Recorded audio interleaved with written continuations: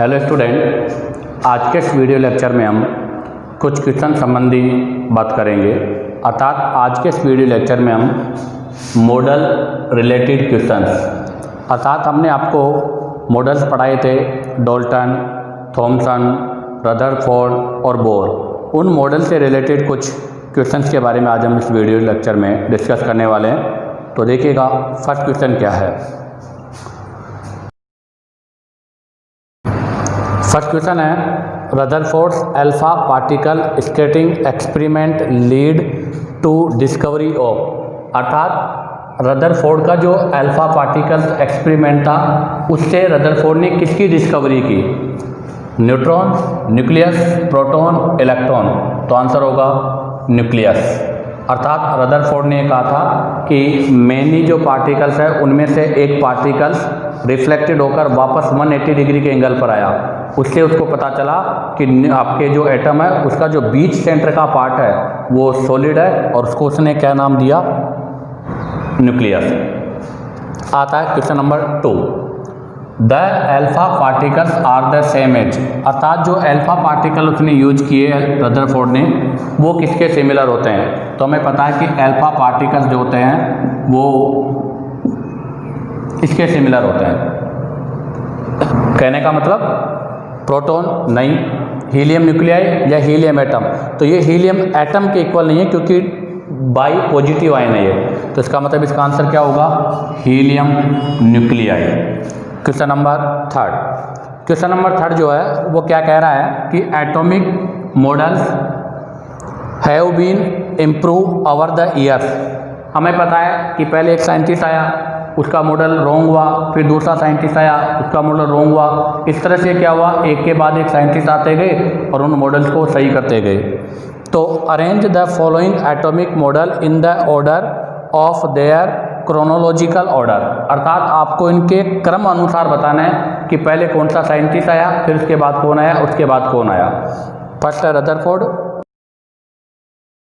Thompson और bore. तो हमें पता है कि सबसे पहला जो मॉडल था वो किसका था? थॉमसन का, जे थॉमसन। इन्होंने क्या कहा था कि एटम को लाइक एज ए वाटरमेलन, तरबूज की तरह माना था इन्होंने। दूसरा इसको इम्प्रूवमेंट किया था रदरफोर्ड ने। रदरफोर्ड का जो मॉडल था उसको हम क्या कहेंगे? Alpha particle scattering experiment. अर्थात इन्होंने एक गोल्ड फॉइल ली और उस पर किसकी बॉम्बार किया? अल्फा पार्टिकल्स का। और इसको इम्प्रूवमेंट किया किसने? बोर ने।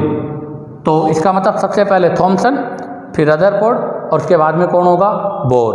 तो इसका मतलब इसका आंसर होगा बी, ए और सी, अर्थात सेकंड, फर्स्ट और थर्ड। तो आंसर होगा सी। अब बात करते हैं next question number 4, Dalton's atomic theory successfully explained. अर्थात हमें यह बताना है कि डाल्टन थ्योरी से लॉ ऑफ केमिकल कॉम्बिनेशन में कौन कौन सा है वो इसको एक्सप्लेन करता है। तो पहला law of conservation of mass, law of constant composition, law of radio activity और लॉ ऑफ मल्टीपल प्रोपोर्शन। तो ध्यान रखना, डाल्टन की जो थ्योरी है वो लॉ ऑफ केमिकल कॉम्बिनेशंस को एक्सप्लेन करती है। और आपका जो रूल नंबर ये ऑप्शन नंबर जो 3 है लॉ ऑफ रेडियो एक्टिविटी, वो लॉ ऑफ केमिकल कॉम्बिनेशंस का पार्ट नहीं है। तो इसका मतलब डाल्टन थ्योरी इसको भी एक्सप्लेन करती है, इसको भी करती है और इसको भी करती है। तो वो ऑप्शन सही है जिसमें फर्स्ट, सेकंड और 4 आ रहा है। तो इसके लिए आंसर होगा फर्स्ट, सेकंड और 4, मतलब डी। क्यों? क्योंकि रेडियो एक्टिविटी के बारे में डाल्टन ने कुछ भी नहीं कहा था। Question number 5।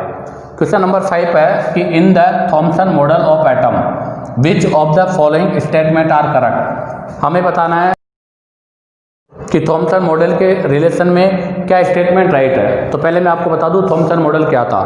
थॉमसन ने कहा था कि एटम जो होता है उसको वो वाटर मिलन की तरह, जिसका ये रेड पार्ट ईडेबल है और इसमें ये इसके सीड है ब्लैक कलर के। तो इसके जो ब्लैक कलर के सीड है, ये ब्लैक कलर के सीड तो क्या कहलाएंगे? इलेक्ट्रॉन। और इसमें ये यूनिफॉर्मली पॉजिटिव चार्ज है, इसके अंदर जो पॉजिटिव चार्ज है वो यूनिफॉर्मली डिस्ट्रीब्यूटेड है। ऐसा किसने कहा था? थॉमसन ने कहा था। तो देखिएगा first statement, the mass of an atom is assumed to be uniformly distributed over the atom, right. Second, the positive charge is assumed to be uniformly distributed over atom, ये भी राइट। और third the electron are uniformly distributed in the positively charged sphere, बिल्कुल right, क्योंकि positive charge के अंदर ही क्या होता है, इलेक्ट्रॉन आपका डिस्ट्रीब्यूटेड होता है। अर्थात फर्स्ट स्टेटमेंट भी सही है, सेकंड भी सही है, थर्ड भी सही है। बट फोर देखिएगा, the electron attract each other to stabilize atom, but लेकिन इलेक्ट्रॉन कभी भी इलेक्ट्रॉन को अट्रैक्ट नहीं करता, क्योंकि इलेक्ट्रॉन तो सेम है, इसलिए उनमें तो रिपल्सन होता है। तो इसका आंसर फर्स्ट, सेकंड और थर्ड सही है। तो इसका आंसर होगा फर्स्ट, सेकंड और third. Next question number 6, match the correct columns. आपको इन कॉलम को करेक्ट मैच करना है। कॉलम फर्स्ट के अंदर आपको डिस्कवर साइंटिस्ट की, और इधर आपकी प्रॉपर्टी दे रखी है। तो पहला है चैडविक। हमें पता है कि चैडविक ने किसकी डिस्कवरी की थी, न्यूट्रॉन की, अर्थात पी में क्या आएगा, थर्ड, तो डी आंसर रॉन्ग हो गया। दूसरा थॉमसन, जे थॉमसन वो था जिन्होंने इलेक्ट्रॉन की डिस्कवरी की थी, तो क्यू में आएगा फर्स्ट, तो क्यू में फर्स्ट, तो आपका सी ऑप्शन भी रॉन्ग हो गया।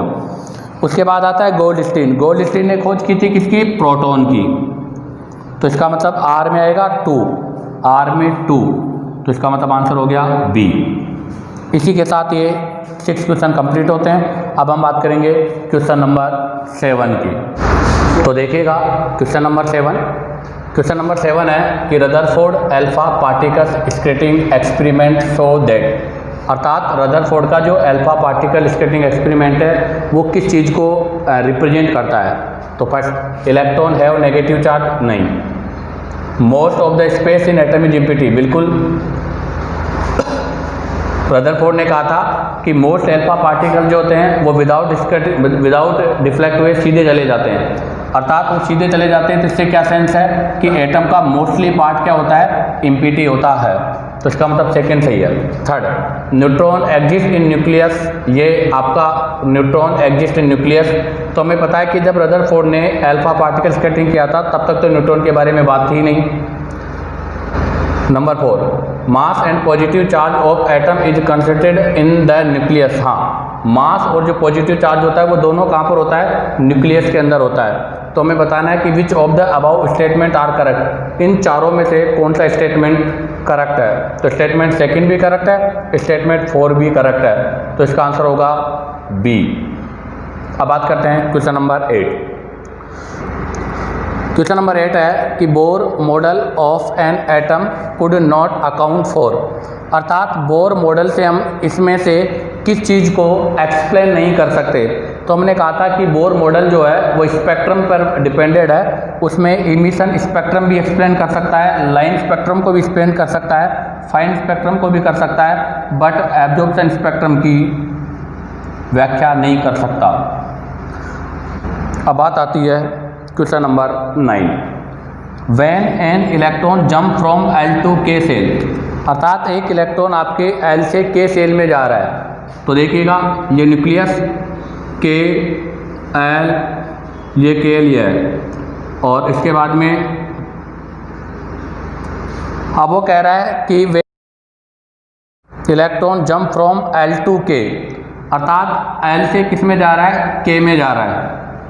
तो हमें पता है कि जब इलेक्ट्रॉन लोअर से हायर में जाता है तो एनर्जी को एब्जॉर्ब करता है, बट यहाँ पर आपका हायर से कहाँ पर आ रहा है, लोअर में आ रहा है। अगर वो हायर से लोअर में आ रहा है तो एनर्जी क्या करेगा, रिलीज करेगा। तो इस क्वेश्चन का आंसर होगा सेकंड, एनर्जी इज रिलीज। तो ध्यान रखना, जब भी आपका इलेक्ट्रॉन लोअर सेल से हायर सेल में जाता है तो एनर्जी को एब्जॉर्ब करेगा, और अगर हायर से लोअर सेल में जाता है तो एनर्जी को रिलीज करेगा। ध्यान रखना, लोअर से हायर में एनर्जी एब्जॉर्ब और हायर से लोअर में energy release. Question number 10, when alpha particles are sent through a thin metal foil most of them go straight through the foil because, हमें बताना है कि रदरफोर्ड का जो अल्फा पार्टिकल स्कैटरिंग जो था उसमें मोस्टली अल्फा पार्टिकल सीधे के सीधे क्यों चले गए। तो अभी हमने कहा था, रदरफोर्ड ने कहा था कि एटम का जो मोस्ट पार्ट होता है वो क्या होता है, वैकेंट, अर्थात एम्प्टी होता है, जिसमें अल्फा पार्टिकल जो है वो विदाउट रिफ्लेक्ट वे सीधे ही चले जाते हैं। तो इसके लिए रेस्पॉन्सिबल फैक्टर कौन सा होगा, first alpha particles are much heavier than electron, नहीं। Alpha particles are positively charge, ये भी नहीं। Most part of atom is empty space, हाँ ये राइट है कि एटम का मोस्ट पार्ट जो होता है वो स्पेस एम्प्टी होता है। Next question number 11, the element use by Rutherford in this famous skating experiment was, अर्थात रदरफोर्ड ने अपने जो स्केटिंग एक्सपेरिमेंट है उसमें किस एलिमेंट को यूज किया था, तो उन्होंने गोल्ड फॉइल को यूज किया था। तो इसका आंसर होगा गोल्ड, थिन, सिल्वर, लेड। तो आंसर है gold thin layer. Next question number 12, splitting of spectral lines under the influence of magnetic field. ये ध्यान दें, आपके जो क्या बोलते हैं रदरफोर्ड क्या और ड्राबैक्स में था, मतलब बोर के ड्राबैक में था कि वो मैग्नेटिक फील्ड की प्रेजेंस में और इलेक्ट्रिकल फील्ड की प्रेजेंस में स्पेक्ट्रम लाइंस की एक्सप्लेशन नहीं कर सका। तो मैग्नेटिक फील्ड में जो लाइन का स्पेक्ट्रम होता है उसको तो बोलते हैं स्टॉर्क इफेक्ट, और इलेक्ट्रिकल फील्ड में जो होता है उसको बोलते हैं जीमान इफेक्ट। उसने मैग्नेटिक फील्ड पूछा है तो इस क्वेश्चन का आंसर क्या होगा, स्टॉर्क इफेक्ट। अब हम बात करेंगे क्वेश्चन नंबर 13। तो देखिएगा question number 13, which of the following statements does not part of Bohr model of the hydrogen atom. हमें इनमें से वो बताना है कि जो बोर हाइड्रोजन के बोर मॉडल का पार्ट नहीं है।